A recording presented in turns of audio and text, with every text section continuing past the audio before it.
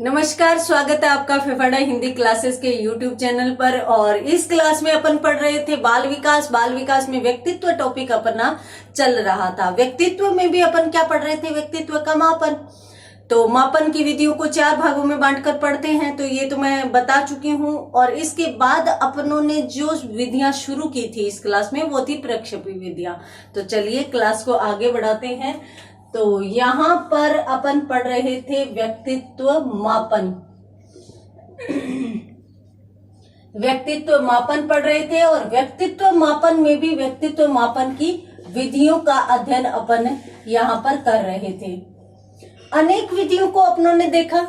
अपनों ने प्रासंगिक अंतर्बोध परीक्षण देखा, प्रासंगिक बालक अंतर्बोध भी देख लिया। इसके साथ साथ वाक्य पूर्ति परीक्षण जो भी महत्वपूर्ण माना जाता है वो चीज भी अपनों ने देखी। रोजेनविग का परीक्षण वो भी देख लिया। तो इस प्रकार से इस क्षेत्र में अनेक विधियों का प्रवर्तन किया गया जिनके माध्यम से व्यक्ति के अचेतन मन का पता लगाया जाता था। और प्रक्षेपी विधियों की एक अच्छी बात भी थी, मैंने आपको बताया भी था कि ये विधियां है वो शिक्षित, अशिक्षित, बालक, किशोर, युवा सभी लोगों के लिए थी। तो इसमें ऐसी समस्या नहीं थी कि भी किसी का भी अध्ययन किया नहीं जा सकता। तो आगे अपन कौन सी विधि पढ़ने जा रहे हैं? व्यक्तित्व मापन की आगे अपन विधि पढ़ने जा रहे हैं शब्द साहचर्य विधि। तो ये विधि भी महत्वपूर्ण मानी जाती है, शब्द साहचर्य विधि। हालांकि पिछली क्लास में अपनों ने थोड़ी बहुत चर्चा इसके बारे में भी की थी। तो सबसे पहले यदि अपन इसका प्रयोग देखें तो मैंने आपको पिछली क्लास में बताया था कि भाई इसका प्रयोग है वो सर्वप्रथम 1879 ईस्वी में किया गया था। और वो किसने किया था? गाल्टन महोदय ने किया गया था, या गाल्टन महोदय द्वारा किया गया था। तो गाल्टन ने 1879 में इसका सर्वप्रथम प्रयोग किया था इस शब्द साहचर्य विधि का। तो इन्होंने जब प्रयोग किया तो इन्होंने कितने शब्द रखे पहले अपन देख लेते हैं कि ये विधि होती क्या है। देखिए, शब्द और साहचर्य। शब्द और साहचर्य का मतलब ये है कि भाई इसमें मनोवैज्ञानिक जो है, या फिर अपन यूं कहें कि जो परीक्षक है, परीक्षक या मनोवैज्ञानिक जो है वो क्या करता है? वो कोई शब्दों का उच्चारण करता है, वो शब्द बोलता है। किसके सामने बोलता है? प्रयोज्य के समक्ष या विषयी के समक्ष, जिस पर प्रयोग किया जा रहा है ना, तो उसके सामने वो शब्द बोलेगा। और शब्द पर वह तुरंत प्रतिक्रिया चाहेगा। वह चाहेगा कि भाई ये विषयी है, वो तुरंत प्रतिक्रिया दे, तुरंत उसके बारे में कुछ न कुछ कहे। तो जब विषयी के लिए ये शर्त रख दी जाती है, तो जैसे ही विषयी के समक्ष शब्द आता है तो उसके मस्तिष्क में जो भी शब्द आता है, जो भी प्रतिक्रिया आती है, वो अपनी प्रतिक्रिया को प्रकट कर देता है। मैंने थोड़ा सा समझाया था। अब फूल यदि कोई बोल दे तो किसी के दिमाग में खुशबू आएगा, तो किसी के दिमाग में सुंदर आएगा, किसी के दिमाग में कमल आएगा। तो इस प्रकार से अनेक चीजें हो सकती है। तो अगर किसी व्यक्ति के मस्तिष्क में फूल शब्द को सुनकर सुंदर आ रहा है तो वो सुंदरता का प्रेमी है। और यदि किसी व्यक्ति के मन में फूल को सुनते ही सुगंध आ रहा है तो वह उसके गुणों की पहचान पर है। तो व्यक्ति वह जो सामान्य तौर पर किसी के भी गुण देखकर, फिर काफी लोग होते हैं ऐसे समझदार होते हैं कि हर किसी से वो मित्रता नहीं रखते, हर किसी के साथ व्यवहार नहीं रखते। वो क्या करते हैं? वो पहले उनकी जांच परख करते हैं, उनके गुणों को देखते हैं और बाद में फिर उनके साथ व्यवहार करते हैं। तो इस प्रकार के लोगों का भी पता इसके माध्यम से लगाया जा सकता है। यानी जब वो विशेष शब्द बोलता है तो उससे उसके अचेतन मन या अर्धचेतन मन का पता लगाया जाता है। और पता लगाकर यहाँ पर ये एक बात और भी बता देती हूँ, जैसे जैसे जिन जिन शब्दों को बोलता है उन शब्दों को जोड़कर शब्द साहचर्य, यानी उन शब्दों में साहचर्य बैठाकर जो मनोवैज्ञानिक है वो उसका संपूर्ण आंकलन कर लेता है। पूरा का पूरा आंकलन वह वहां पर कर लेता है। जब वह शब्द साहचर्य द्वारा पूर्ण आंकलन कर लेता है विषय का या व्यक्ति का, तब उसकी समस्या सामने आ जाती है। समस्या सामने आ जाती है किसकी? विषय की। जैसे एक शब्द नहीं बोला जाता मनोवैज्ञानिक द्वारा विषय के सामने, जिस पर प्रयोग किया जा रहा है उसके सामने काफी शब्द बोले जाते हैं, और वो शब्द है वो उस व्यक्ति के जीवन से संबंधित होते हैं, और लगभग सभी पक्षों से संबंधित शब्द लिए जाते हैं। तो जब सभी पक्षों से संबंधित शब्द उसके सामने बोले जाएंगे तो वो सभी पक्षों से संबंधित अपनी प्रतिक्रिया भी देगा, और जैसे जैसे वो प्रतिक्रिया देगा उन प्रतिक्रियाओं को मनोवैज्ञानिक जो है वो कलेक्ट करता जाएगा, इकट्ठा करता जाएगा, फिर उनमें साहचर्य बैठाएगा, उनमें देखेगा कि भाई इसका मतलब क्या है, इसका मतलब क्या है, फिर उन चीजों को जोड़ लेगा कि हाँ इस व्यक्ति की ये प्रॉब्लम हो सकती है, इस व्यक्ति को ये सुविधाएं ज्यादा मिलती है, इस व्यक्ति के जीवन में इस प्रकार की समस्याएं आ चुकी है। तो वो सारा का सारा आंकलन है वो यहाँ पर मनोवैज्ञानिक कर लेगा, और जब मनोवैज्ञानिक उसकी समस्या का पता लगा लेगा, उसके अचेतन मन का पता लगा लेगा, उसका आंकलन कर लेगा, तो यहाँ पर इसका इलाज भी किया जाता है, यानी उपचार भी किया जाता है। ये विधि ऐसी है जिसके माध्यम से मनो जो रोग होते हैं, मानसिक जो रोग होते हैं व्यक्ति के, उनका पता लगाते हुए उनका इलाज भी किया जाता है, उनका उपचार भी किया जाता है। तो ये है शब्द साहचर्य विधि, और इसमें अपन देखते हैं कि इन्हीं चीजों को अपन किस प्रकार से लिख सकते हैं। देखिए, सबसे पहले तो गाल्टन ने इसका प्रयोग किया ही था, और गाल्टन के बारे में तो मैंने आपको बता दी थी कि 75 शब्दों की सूची इन्होंने बनाई थी, और 75 शब्दों की सूची में भी जो प्रतिक्रिया आई तो उन सभी प्रतिक्रियाओं में स्मरण के आधार पर साहचर्य बैठाते हुए और उन्होंने व्यक्तित्व का आंकलन किया था। इसके बाद जो युंग थे उन्होंने भी 1910 में मनोग्रंथियों को पता लगाने के लिए इसको पूर्ण विकसित भी किया था। तो अपन यहाँ पर ये चीज भी देख लेते हैं कि जो युंग नामक मनोवैज्ञानिक थे उन्होंने इसको विकसित किया था। विकसित करने का मतलब है कि इसको और अधिक विस्तार दिया था। कब दिया था? 1910 ईस्वी में दिया था। तो चलिए देख लेते हैं। अपन कह सकते हैं कि सर्वप्रथम तो गाल्टन ने किया था। सर्वप्रथम प्रयोग, ये दोबारा लिख लेते हैं कि इस विधि का सर्वप्रथम प्रयोग गाल्टन द्वारा 1879 ईस्वी में किया गया। ठीक है, अब यहां पर ये सारी की सारी चीजें आ जाएगी। जब प्रयोग हो गया तो उस प्रयोग में थी क्या? तो उस प्रयोग में इन्होंने 75 शब्दों की सूची बनाई थी। तो अपन ये देख सकते हैं कि गाल्टन महोदय ने इस परीक्षण के लिए 75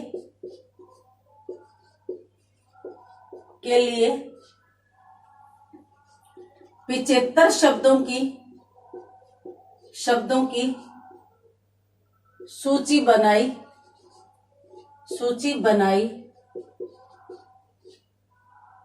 जिसके आधार पर प्रतिक्रिया लेते हुए प्रतिक्रिया किससे लेगा? जाहिर सी बात है कि विषयी या प्रयोज्य, वह व्यक्ति जिसका अध्ययन किया जा रहा है, तो उससे गाल्टन या फिर मनोवैज्ञानिक प्रतिक्रिया ले लेगा। तो इन्होंने क्या किया? प्रतिक्रिया ली। तो प्रतिक्रिया लेते हुए और क्या किया? स्मरण के आधार पर का मतलब यही होगा कि इन सभी चीजों को जोड़कर साहचर्य बैठाकर, तो स्मरण के आधार पर व्यक्ति के व्यक्तित्व का मापन किया। तो ये थे सर्वप्रथम प्रयोगकर्ता गाल्टन महोदय। 75 शब्दों की सूची द्वारा इन्होंने पता लगाया था। तो जल्दी से स्क्रीनशॉट लीजिए, उसके बाद अपन आगे भी देख लेते हैं कि भाई इन्होंने और कौन कौन सी चीजें देखी थी। इन्होंने है वो मानसिक चित्र एवं प्रतिभाएं जो होती है उनके बारे में भी महत्वपूर्ण काम किया था। तो क्या काम किया था? इनका मानना था कि भाई अपन जो शब्द होते हैं, विभिन्न प्रकार के शब्द बोलते हैं, तो उनके माध्यम से मस्तिष्क में एक चित्र बन जाता है, और जो चित्र बनता है वो अपनी योग्यता के अनुसार बनता है। देखिए, काफी बार यूं है कि अपन जीवन के सभी पक्षों से संबंधित शब्द लेते हैं, तो सभी पक्षों से संबंधित शब्दों के संबंध में जो प्रयोज्य है वो प्रतिक्रिया देता है। तो वो जिन जिन शब्दों की प्रतिक्रिया देता है उन सभी शब्दों को वो जोड़ देता है, और उन सभी शब्दों को जोड़कर और फिर ये एक चित्र सा अंकित कर लेता है, एक चित्र सा बना लेता है कि हाँ ये इस प्रकार का व्यक्ति है। साथ ही साथ जिस प्रकार के शब्द वो बोलता है उसके आधार पर यह भी अंदाजा लगा लिया जाता है कि भाई वह व्यक्ति बुद्धि लब्धि में कितना अच्छा है या कितना बुरा है या सामान्य है। कैसे? क्योंकि इसके माध्यम से प्रतिभाओं का पता लगता है। प्रतिभा, बालक में कितनी प्रतिभा है इसकी जांच अपन कर सकते हैं। क्योंकि यदि व्यक्ति एक कुछ अच्छे शब्द बोल रहा है, उसकी समझ, उसका चिंतन स्तर बहुत अच्छा है, तो जाहिर सी बात है कि वह प्रतिभाशाली बालक है, प्रतिभाशाली व्यक्ति है। तो अपन ये भी कह सकते हैं कि यहाँ पर इन्होंने जो किया था वो शब्दों के या फिर इन्हीं के अनुसार करें तो प्राप्त शब्दों के आधार पर, तो प्राप्त शब्दों के आधार पर मस्तिष्क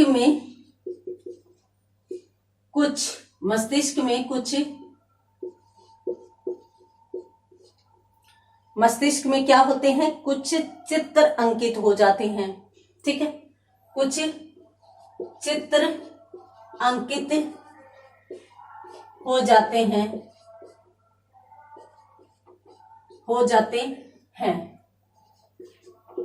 एक चीज तो ये होगी, और इसके साथ साथ इसमें प्रतिभाओं का आंकलन भी किया जाता है। ये लीजिए, यहाँ पर गाल्टन का परीक्षण पूरा हो जाता है। गाल्टन ने 75 शब्दों की सूची बनाई थी, व्यक्ति के समक्ष रखी थी, उससे प्रतिक्रिया ली थी, और उस प्रतिक्रिया के आधार पर उसने उसके व्यक्तित्व से संबंधित एक चित्र बना लिया था कि हाँ ये व्यक्ति इस प्रकार का है।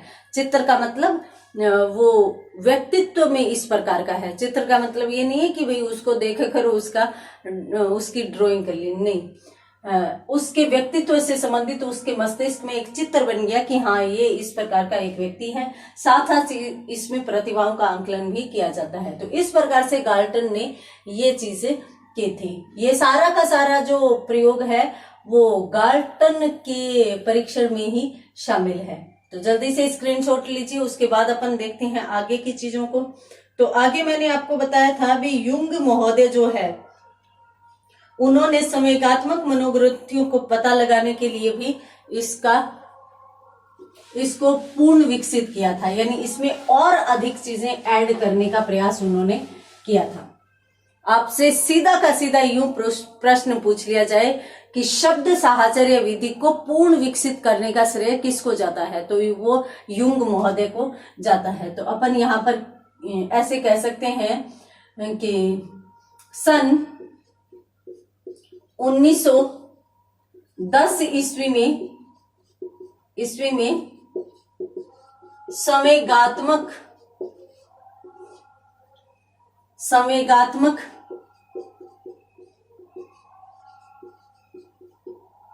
मनोग्रंथियों की जांच हेतु युंग महोदय ने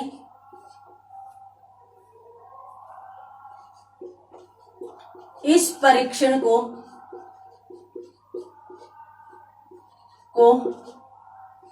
पूर्ण विकसित किया। ये लीजिए, पूर्ण विकसित किया।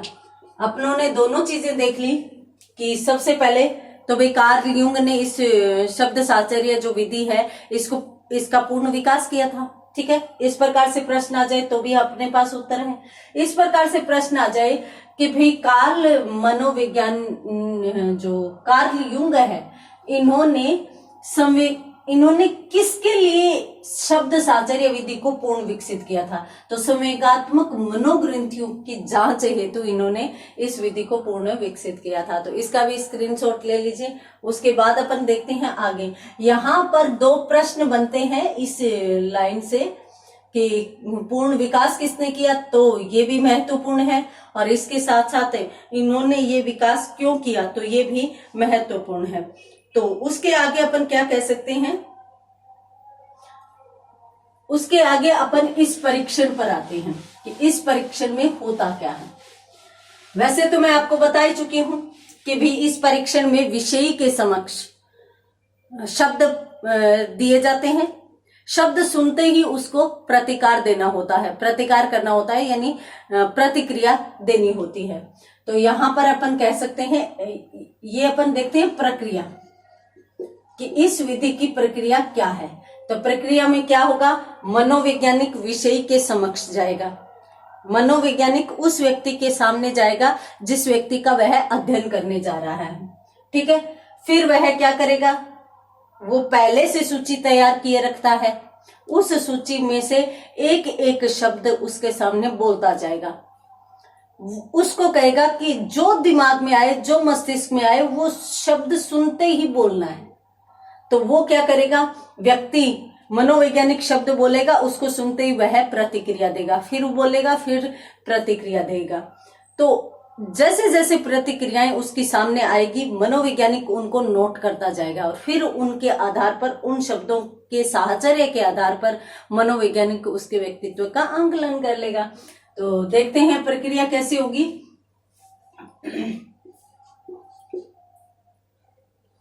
इस परीक्षण में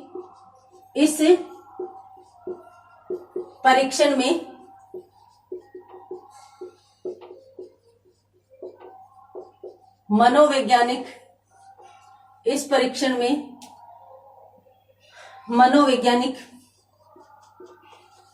विषयी के समक्ष शब्द बोलता है, जिन्हें सुनते ही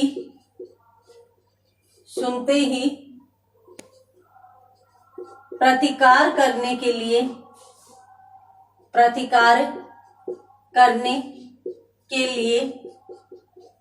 विषयी को कहा जाता है। सुनते ही प्रतिक्रिया देने के लिए विषय को कहा जाता है। तो स्क्रीनशॉट लीजिए, उसके बाद अपन आगे देखते हैं। तो यहां पर आप लोगों ने देखा कि प्रतिकार देने के लिए कहा जाता है। प्रतिकार की शर्त क्या होती है, अपनों ने ये तो देख लिया कि भी शब्द को सुनते ही प्रतिकार करना है, प्रतिक्रिया देनी है। तो जो शब्द को सुना है, यानी जो मन में आए वही प्रतिकार देना है। विषयी को शब्द के संबंध में शीघ्र जो मन में आए मन में आए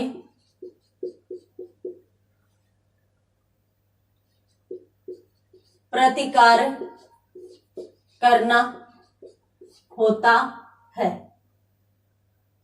करना होता है। इसका मतलब क्या है? बिना सोचे समझे जो मस्तिष्क में आ गया वही करना है, वही बोलना है। तो बिना सोचे समझे क्यों कहा जाता है? क्योंकि सोचेगा, समझेगा, विचारेगा तब तो वो चेतन हो गया, चेतन हो गया। और मनुष्य एक सामाजिक प्राणी है, वह सोच विचार कर यदि कोई काम करता है तो जाहिर सी बात है कि वह अपने दिमाग से सही प्रतिक्रिया नहीं दे पाएगा, यानी अर्धचेतन नहीं निकल कर आएगा या अचेतन नहीं निकल कर आएगा। अपने को क्या करना है? अचेतन को बाहर निकालना है। तो अचेतन को बाहर निकालने के लिए अपने को चेतन को दबाना होगा, और चेतन को दबाना है तो बिना सोचे समझे प्रतिक्रिया लानी होगी। सोच लिया, समझ लिया तो वह विपरीत प्रतिक्रिया भी दे सकता है, वह विचार करके कुछ भी शब्दों को बदल सकता है। तो इसलिए जो मन में आए शीघ्रता से उसको प्रतिकार देना होता है। देखिए कार्ल युंग ने, यहां पर मैं बता देती हूं कि युंग ने प्रतिकार भी 5 प्रकार के बताए हैं। तो युंग महोदय ने प्रतिकार 5 प्रकार के बताए, वो कौन कौन से बताए यहां पर देखते हैं। कार्ल युंग ने शब्द साहचर्य में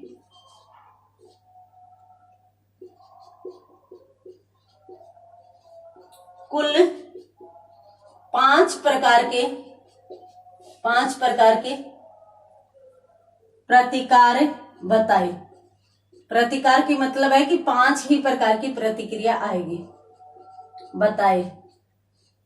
कौन कौन से हैं आप इसका स्क्रीनशॉट लीजिए, उसके बाद अपन देखते हैं कि उनके जो प्रकार है वो कौन कौन से हो सकते हैं।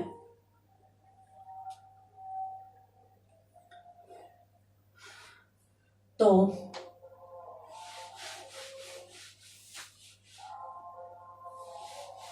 पहले अपन,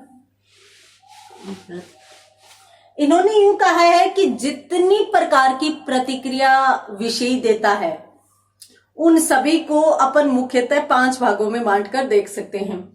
कौन कौन सा? तो इसमें पहला तो ये है अहम केंद्रित।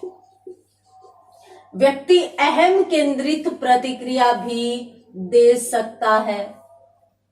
इसके साथ साथ दूसरी वर्गोपरि प्रतिक्रिया भी दे सकता है। तीसरी विरोधी शब्द भी वह बोल सकता है, अन्यान्य भी बोल सकता है, और इसके साथ साथ बोलने की आदतों से संबंधित प्रतिक्रिया भी दे सकता है, बोलने की आदत। अब इसमें अहम केंद्रित क्या होता है? अहम केंद्रित, अहम का मतलब होता है स्वयं से संबंधित, स्वयं से संबंधित। और स्वयं से संबंधित कैसे? देखिए व्यक्ति है वो, कुछ लोग ऐसे होते हैं जो अपने आप को बहुत पसंद करते हैं, अपने आप के बारे में ज्यादा सोचते हैं। कुछ लोग ऐसे होते हैं जिनको अपने आप के लिए फुर्सत ही नहीं होती। तो इसलिए कुछ व्यक्ति ऐसे होते हैं जो अपने आप के बारे में बहुत ज्यादा सोचते हैं, विचार करते हैं और अपने आप से संबंधित ही प्रतिक्रिया अधिक देते हैं। तो उसे अपन क्या कहेंगे? अहम केंद्रित प्रतिक्रिया या अहम केंद्रित प्रतिकार। उसके बाद वर्गोपरि। वर्गोपरि का मतलब हुआ कि यह व्यक्ति वर्ग विशेष में रहता है या फिर समूह विशेष के बारे में ज्यादा सोचता है। तो वह यदि समूह के संबंध में कोई भी प्रतिक्रिया दे रहा है, प्रतिकार कर रहा है, तो वो वर्गोपरि कहलाएगी। तो सिर्फ और सिर्फ स्वयं के बारे में जवाब दे रहा है तो इसका मतलब वो व्यक्ति अहम केंद्रित है, खुद के बारे में ज्यादा सोचता है। वर्गोपरि प्रतिक्रिया दे रहा है, समूह से संबंधित प्रतिक्रिया दे रहा है, उसके हर एक शब्द में कहीं न कहीं समूह का कोई भाव आ रहा है, तो वहां पर अपन उसके प्रतिकार को वर्गोपरि प्रतिकार कहेंगे। क्यों? क्योंकि यह वर्ग उपरि 2 शब्दों से मिलकर बना है। तो वर्ग उपरि यानी उसका वर्ग ही उसके लिए सबसे ऊपर है, वर्ग ही उसका समूह ही सबसे ऊपर है। विरोधी शब्द, कुछ लोग नकारात्मक व्यक्तित्व वाले होते हैं, उनके सामने आप बिल्कुल सही शब्द बोलो, सकारात्मक शब्दों का उच्चारण करो। उनके जो दिमाग में है वो नेगेटिविटी आएगी, वो नकारात्मक प्रतिक्रिया ही देंगे। क्यों? क्योंकि उनके दिमाग में ही वही चीजें चलती रहती है। वो कभी भी किसी भी परिस्थिति को सीधे रूप में लेते ही नहीं है, वो उसको नकारात्मक रूप में ही लेते हैं। तो इसलिए वहां पर वो विरोधी शब्दों का ही ज्यादा उच्चारण करेंगे, या फिर मैं यूं कहूं कि विपरीत शब्दों का अधिक उच्चारण करेंगे। तो वो उल्टा ज्यादा चलेंगे, उल्टी बातें ज्यादा कहेंगे, विपरीत बातें ज्यादा कहेंगे। उसके बाद अन्यान्य। अब अन्यान्य जो शब्द है वो अन्य जोड़ अन्य से मिलकर बना है। अन्य जोड़ अन्य। अब अन्य जोड़ अन्य का मतलब हो गया कि भाई यह बालक न तो स्वयं के बारे में बात कर रहा है, न समूह के बारे में। ये पता नहीं कौन सी दुनिया में रहता है। कुछ लोग होते हैं ना कि क्या बोल रहे हैं, कैसे बोल रहे हैं, कहाँ बोल रहे हैं, उनका कुछ समझ में ही नहीं आता, परंतु उनका चलता हमेशा रहता है। तो हमेशा चलता रहता है और वो अन्य अजीब अजीब बातें करते रहते हैं। यानी उनका न तो विरोधी भाव रहता और न ही उनका सकारात्मक भाव रहता। वो अलग प्रकार की प्रक्रिया, जैसे मान लीजिए कि संत लोग होते हैं, महात्मा लोग होते हैं, मैं बाबाओं की बात नहीं कर रही हूँ, ठीक है। संत महात्मा जैसे हमारे ऋषि मुनि थे, तो ऋषि मुनि तो संसार से उदासीन रहते थे, तटस्थ रहते थे। तो उनकी प्रतिक्रिया संसार से संबंधित न तो स्वयं से संबंधित आएगी, न वर्ग से संबंधित, समूह से संबंधित। तो उनकी अलग ही बातें होंगी, अन्य ही बातें होंगी। तो वहां पर अपन क्या कहेंगे, अन्य प्रकार की प्रतिक्रिया। बोलने की आदत। अब कुछ लोगों को बोलने की इतनी आदत होती है कि वो विषय जो भी बोलता है उसका व्याख्यान देने लगते हैं, उसका ज्यादा से ज्यादा एक्सप्लेन करने लगते हैं। तो उसके माध्यम से यूं पता लगाया जा सकता है कि भाई इस व्यक्ति में बोलने की आदत बहुत ज्यादा है। और यहां तक कि ये भी होता है कि व्यक्ति को, मनोवैज्ञानिक को या परीक्षक को बोलने ही नहीं देते, उससे पहले ही शुरू हो जाते हैं। तो और जब शुरू हो जाते हैं तो चुप होने का नाम ही नहीं लेते। तो इस प्रकार से बोलने की आदत भी होती है। तो यहाँ पर युंग के अनुसार है वो 5 प्रकार के प्रतिकार होते हैं। प्रतिकार कितने प्रकार के होते हैं? 5 प्रकार के। कौन कौन से? अहम केंद्रित, वर्गोपरि, विरोधी शब्द, अन्यान्य, बोलने की आदत। तो ये 5 प्रकार के प्रतिकार हैं जो महत्वपूर्ण कहे जा सकते हैं। इस प्रकार से प्रश्न आ जाए कि युंग के अनुसार निम्न में से कौन सा प्रतिकार नहीं है, तो इनमें से 3 दे देंगे, एक को कुछ और दे देंगे। तो आप इनका भी स्क्रीनशॉट ले लीजिए। उसके बाद अपन बात करते हैं आगे। आगे अपन देख सकते हैं कि इसके माध्यम से, हाँ, इसकी प्रतिक्रिया देख रहे थे।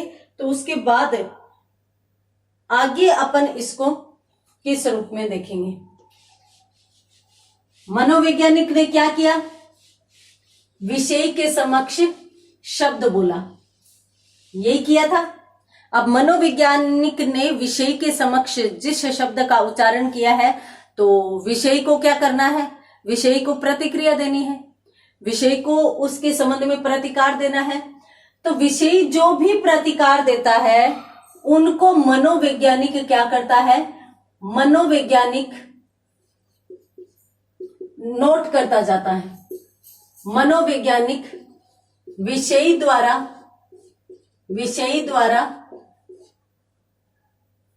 दी गई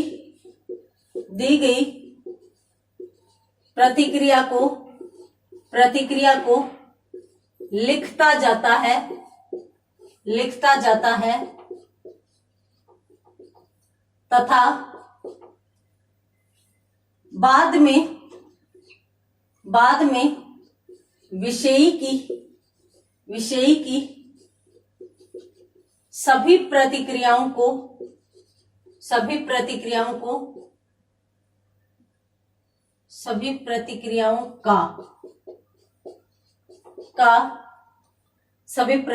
का समग्र आंकलन किया जाता है।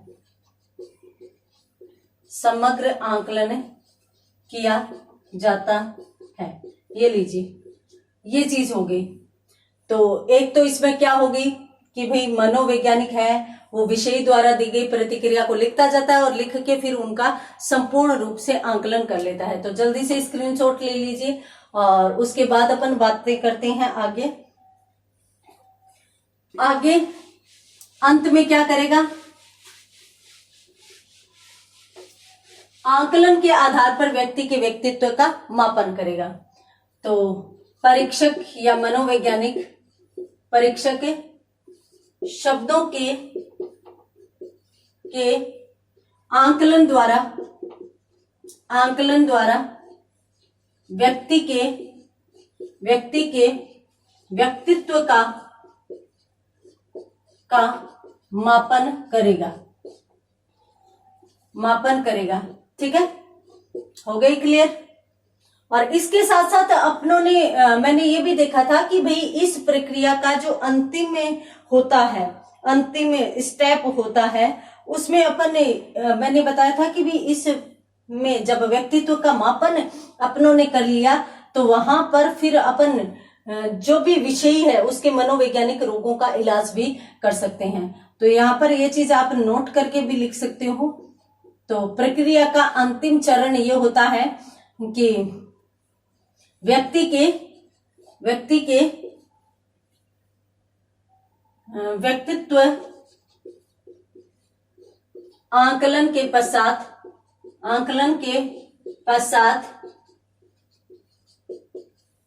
उसके मनोवैज्ञानिक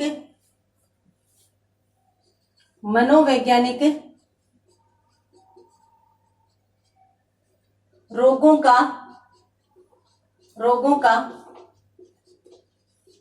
उपचार किया जाता है। उसके मनोवैज्ञानिक रोगों का उपचार किया जाता है।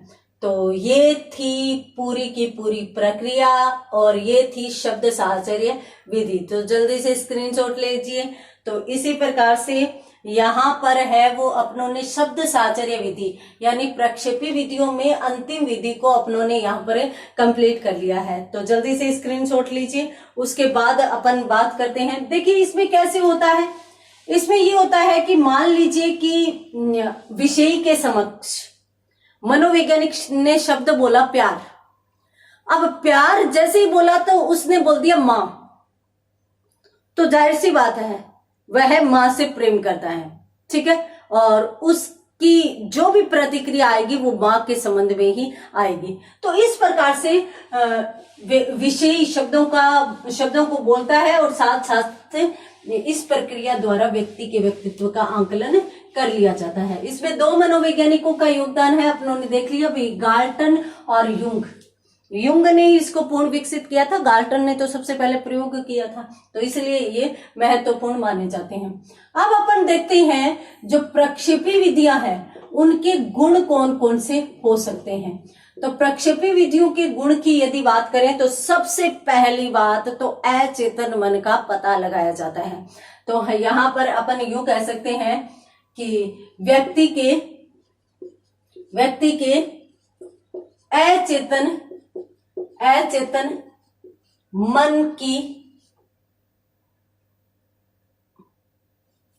मन का आंकलन किया जाता है। एक तो गुण इसका ये हो गया। साथ साथ उसके मन में जब अपन अचेतन मन का आंकलन करते हैं तो अचेतन मन में किस प्रकार की इच्छाएं हैं, किस प्रकार की अभिलाषाएं हैं, और सामान्यतः अपन जो दूषित प्रवृत्तियां हैं, असामान्य व्यवहार है, उसकी तरफ ज्यादा ध्यान देते हैं। तो व्यक्ति का असामान्य व्यवहार हमारे सामने खुलकर आ जाता है, जिससे हम व्यक्ति का आंकलन कर लेते हैं और जिससे उनका निदान भी या उपचार भी संभव हो जाता है। तो इसलिए हम यहाँ पर यही कहेंगे कि भाई इन विधियों में या इन परीक्षणों में क्या होगा, इच्छाओं, अतृप्त अभिलाषाओं, भावों, चिंता, भय, जो भी चीजें हैं उन सभी को अपन शामिल कर लेंगे। तो अपन कहेंगे कि इन विधियों द्वारा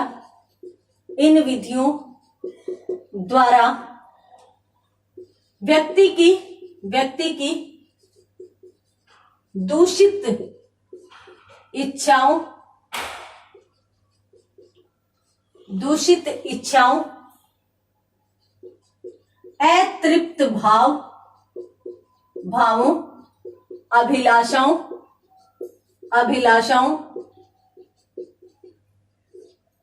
चिंता, भय आदि का पता लगाया जा सकता है, आदि का पता लगाया जा सकता है। तो ये चीज यहां पर हो जाती है कि अपन प्रक्षेपी विधियों में जब अपनों ने प्रक्षेपी विधि शुरू की थी तो उस समय अपनों ने देखा था कि भी प्रक्षेपी का शाब्दिक अर्थ क्या होता है, फेंकना। यानी आप किसी और पर किसी विधि को फेंकोगे या किसी व्यक्ति पर इन विधियों का प्रयोग करोगे, तो उस व्यक्ति पर प्रयोग करेंगे तो हमें क्या होगा, उसके अचेतन मन का पता चल जाएगा। यानी अचेतन मन में कौन सी ऐसी इच्छाएं हैं, कौन से ऐसे भाव है जो अतृप्त रह चुके हैं, जो अभी तृप्त नहीं हुए, अर्थात उनकी इच्छाएं पूरी नहीं हुई। उसके साथ साथ जब बार बार इच्छा को दबाया जाता है तो वो दूषित इच्छाएं बन जाती है। यानी व्यक्ति की उनसे संबंधित अनेक बुरी इच्छाएं जन्म लेती है। जैसे मान लीजिए कि एक व्यक्ति है तो उसको सुविधाएं नहीं मिल रही, बार बार वो जो भी कहता है उसके लिए नकारा जाता है कि नहीं अभी नहीं है, अभी नहीं है। तो वह यूं सोचता है कि मैं क्यों न चोरी कर लूं, तो चोरी करूंगा तो मेरे पास पैसे आएंगे, तो पैसों से मैं अपनी इन इच्छाओं को पूरी कर लूंगा। तो इस प्रकार से उसके मन में अनेक दूषित विचार भी आ सकते हैं।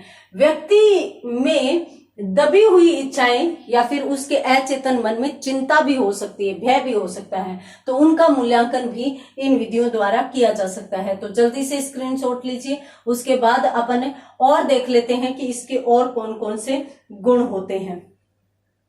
तो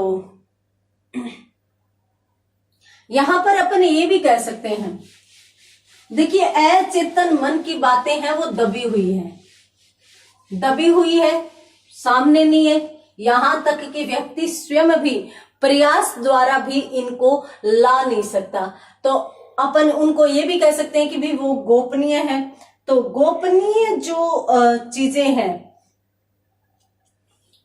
उनका भी, या फिर अपन यूं कह सकते हैं कि व्यक्ति के गोपनीय पक्षों का पता भी इन विधियों के द्वारा लगाया जा सकता है। क्योंकि जैसे ही प्रश्न पूछे जाएंगे, वाक्य पूर्ति करवाई जाएगी, कोई भी प्रासंगिक अंतर्बोध का टेस्ट लिया जाएगा, तो व्यक्ति जो भी सोच रहा है उसके मस्तिष्क में जो होता है वो सब पूरा का पूरा वह बाहर निकाल देता है। तो यहाँ पर अपन ये भी कह सकते हैं कि इन विधियों द्वारा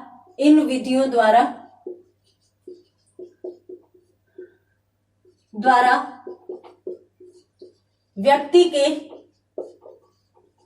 के गोपनीय पक्ष का आकलन संभव है। तो उसकी गोपनीय पक्ष का, वैसे तो अपनों ने देख लिया था कि भाई अचेतन मन का अध्ययन किया जाता है। साथ साथ अपन ये भी कह सकते हैं कि भाई ये जो विधियां हैं ये बड़ी व्यापक है। इसमें अपन शिक्षित को शामिल कर लेते हैं, अशिक्षित को शामिल कर लेते हैं, अपन बालक को शामिल कर लेते हैं, किशोर को, प्रौढ़ को, वृद्ध को, यानी हर एक व्यक्ति का आकलन इन विधियों के माध्यम से संभव है। तो अपन यहाँ ये भी कह सकते हैं कि ये परीक्षण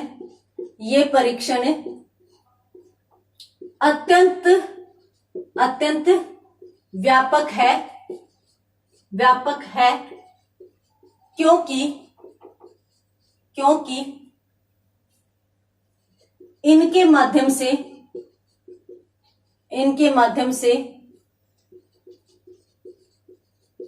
शिक्षित, अशिक्षित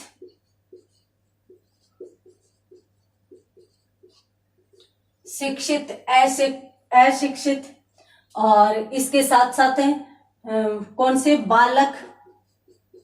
बालक, किशोर, प्रौढ़,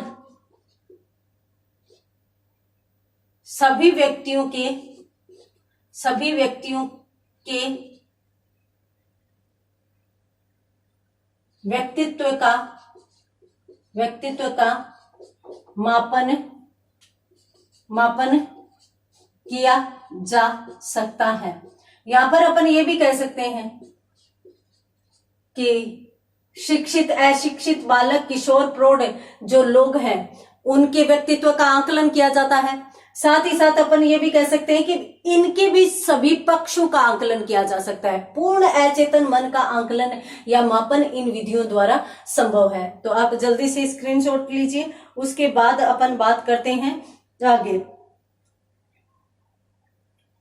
साथ साथ यहां पर अपनों ने कौन सी चीज देखी भी, गोपनीय पक्ष का आकलन है, और इसके साथ साथ यह व्यापक है। इसके इतने सारे प्रयोग है कि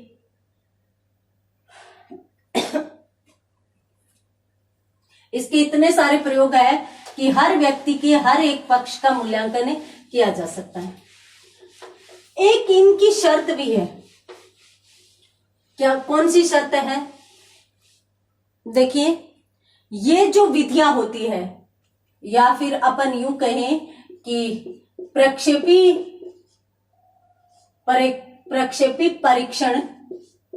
परीक्षण गोपनीय होते हैं, गोपनीय होते हैं, गोपनीय होते हैं। अर्थात विषयी को इसकी सूचना नहीं होती है।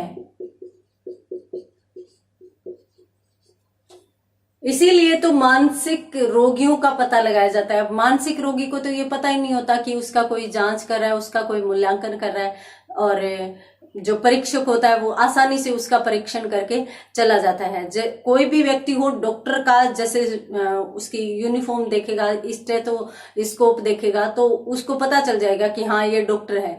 तो वो व्यक्ति अजीब अजीब हरकतें करने लगेगा। मनोरोगी है तो वो तो उससे दूर भागेगा ही भागेगा, और सही बात बिल्कुल नहीं बताएगा। इसमें क्या होता है, सामान्य तौर पर मनोवैज्ञानिक जाता है, प्रतिक्रिया लेकर आ जाता है। तो ये विधि गोपनीय होती है। गोपनीय तरीके से यहाँ पर व्यक्ति के व्यक्तित्व का मूल्यांकन किया जाता है। इसके साथ साथ एक चीज अपन ये भी कह सकते हैं कि भाई इन विधियों द्वारा व्यक्ति का समग्र मूल्यांकन संभव है।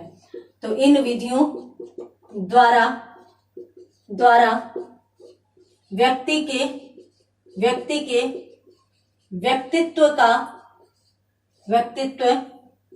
का समग्र मूल्यांकन संभव है। ये लीजिए, ये है इस विधि के प्रमुख गुण, और इनका स्क्रीनशॉट लीजिए। उसके बाद अपन ने संक्षिप्त रूप में इनके दोषों की चर्चा भी कर लेते हैं। तो कौन कौन से दोष इसमें कहे जा सकते हैं, ये चीज अपन देख लेते हैं। तो प्रक्षेपी विधियां हैं वो गोपनीय है, इसलिए इनके द्वारा व्यक्ति की सही जांच की जा सकती है, और सही जांच की जा सकती है तो जाहिर सी बात है निर्णय भी सही आएंगे, परिणाम भी सही आएंगे। और मान लीजिए 1% ये भी हो जाए कि भाई व्यक्ति को पता चल गया, तो वह प्रतिक्रिया बदल देगा, और प्रतिक्रिया बदल देगा तो परिणाम विपरीत आ जाएंगे। तो यहां पर अपन बात करेंगे अब इसके दोषों की। प्रक्षेपी विधियों के कौन कौन से दोष हो सकते हैं। दोष तो देखिए, सबसे पहले तो अपन बात करेंगे कि इस विधि का यही दोष है, इन विधियों का यही दोष है कि ये इनकी रचना ही बहुत मुश्किल है, इनका आंकलन भी बहुत मुश्किल है। तो अपन यहां पर ये कह सकते हैं कि इन परीक्षणों की रचना एवं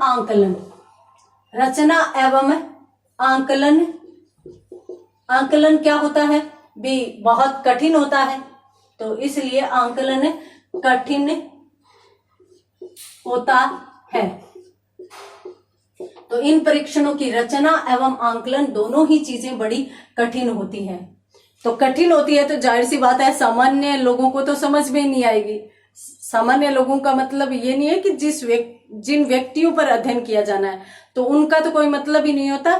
परीक्षकों को, सामान्य कोई यदि मनोविज्ञान का ज्ञाता है तो उसको तो वो चीजें समझ में नहीं आएगी। उसके लिए प्रशिक्षित एवं अनुभवी मनोवैज्ञानिक की भी आवश्यकता है। तो यहाँ पर अपन ये भी कह सकते हैं कि सामान्य व्यक्ति द्वारा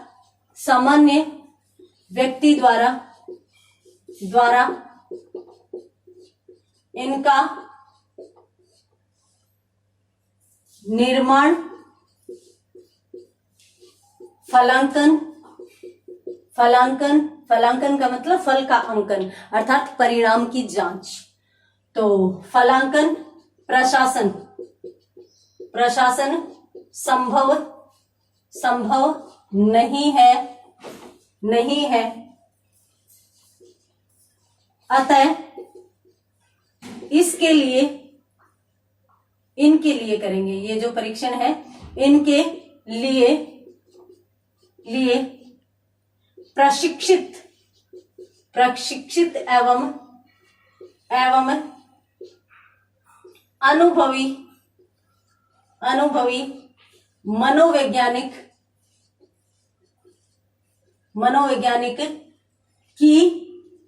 की आवश्यकता होती है। यानी सामान्य व्यक्ति परीक्षण नहीं कर सकता, इसके द्वारा जांच नहीं कर सकता। इसके लिए अनुभवी एवं प्रशिक्षित मनोवैज्ञानिक की आवश्यकता होगी, वही इनका प्रशासन कर पाएगा।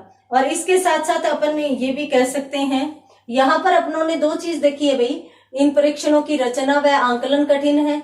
दूसरी बात, अगर कठिन है तो सामान्य व्यक्ति द्वारा या सामान्य परीक्षक द्वारा तो इनका आंकलन संभव ही नहीं है। तो क्या होगा, एक प्रशिक्षित मनोवैज्ञानिक होगा, अनुभवी मनोवैज्ञानिक होगा, जो ही इनका प्रशासन कर पाएगा।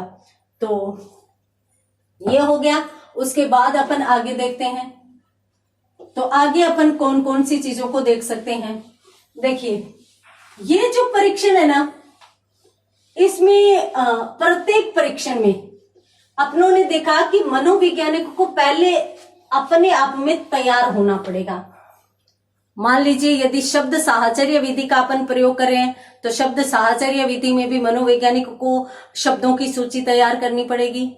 अगर प्रासंगिक अंतर्बोध है तो उसमें भी कार्ड्स तैयार करने पड़ेंगे। बालक अंतर्बोध है, कार्ड तैयार करने पड़ेंगे। रोषाशाही दबा है तो उसमें भी कार्ड्स होते हैं। इसके साथ साथ कोई भी विधि, वाक्य पूर्ति है तो भी अपने को वाक्य बनाने पड़ेंगे। अपने को निर्धारित करना होगा कि भाई व्यक्ति के कौन से पक्षों का आंकलन करना है, और फिर जिन जिन पक्षों का आंकलन करना है उससे संबंधित अपने को सक्रिय होकर, चाहे प्रश्नावली बना रहे हैं, चाहे चित्र बना रहे हैं, चाहे कार्ड बना रहे हैं और चाहे शब्द बना रहे हैं, बनाने पड़ेंगे। तो इसलिए वहां पर इस विधि में समय बहुत अधिक लग जाता है। मनोवैज्ञानिक पहले तैयारी करता है, उसके बाद विषय के समक्ष, अब मान लो 75 शब्द विषय के समक्ष रख रहा है तो उसमें कितना समय लगेगा, बहुत अधिक समय लगेगा। तो यहाँ पर यह इस विधि का, इन विधियों का दोष हो जाता है। तो इन विधियों में समय अधिक खर्च होता है, ये भी इसका दोष कहा जा सकता है। इसके साथ साथ अपन ये भी कह सकते हैं कि भाई इसमें विश्वसनीयता व वैधता कोई निश्चित नहीं है। क्यों? क्योंकि 1% मान लीजिए कि विषय को पता चल गया कि तुम्हारा मूल्यांकन किया जा रहा है, तुम्हारा आंकलन, तुम्हारा टेस्ट लिया जा रहा है, तो वो प्रतिक्रिया बदल देगा। तो इसलिए हर जगह पर, हर परीक्षण में विश्वसनीयता एवं वैधता नहीं रहती। तो ये भी इसका दोष हो सकता है। हाँ, अगर ये निश्चित कर दिया जाए कि भी हमेशा परिणाम सही निकलेंगे तब तो बात अलग हो जाती है, तब तो अपन सही मान भी सकते हैं। तो ये चीज भी अपन देख लेते हैं कि इन परीक्षणों की विश्वसनीयता एवं वैधता अनिश्चित है। अनिश्चित में यूं लिख रही हूं कि सब जगह परिणाम गलत भी नहीं आते, कभी कभी सही परिणाम भी आते हैं। तो अनिश्चित है, कभी कभार हो सकता है कि विश्वसनीयता या वैधता उसमें नहीं रहे। तो ये थे इन विधियों का, प्रक्षेपी विधियों के प्रमुख दोष। तो यहाँ पर अपनों ने प्रक्षेपी विधियों को देखा है, प्रक्षेपी विधियों के गुण व दोष भी देख लिए हैं। तो आज की क्लास में इतना ही, मिलते हैं अगली क्लास में अगली विधियों के साथ। तब तक के लिए धन्यवाद।